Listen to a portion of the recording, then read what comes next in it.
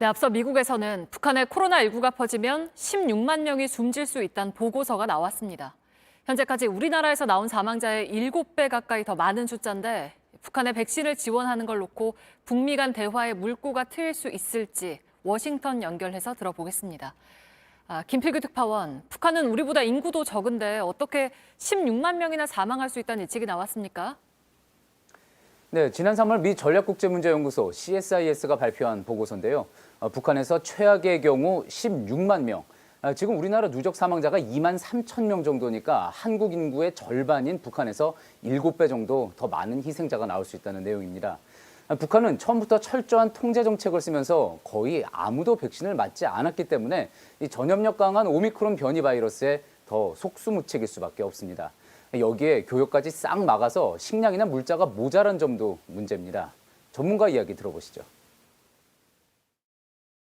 I would imagine that in North Korea, the high levels of malnutrition may be an additional risk factor for severe disease and death associated with COVID-19 right now.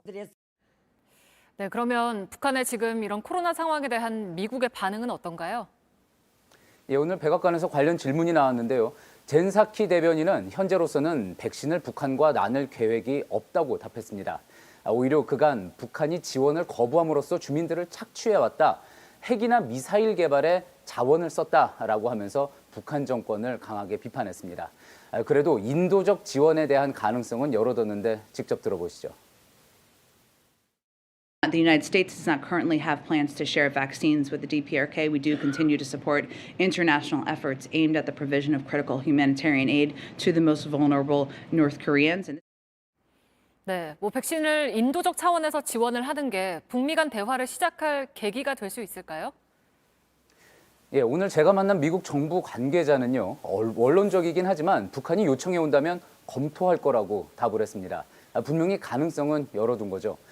지난해 북한은 국제 백신 공동 구매 프로젝트 코백스에서 배정한 중국산 시노백과 또 영국산 아스트라제네카 백신을 거부한 걸로 알려졌습니다.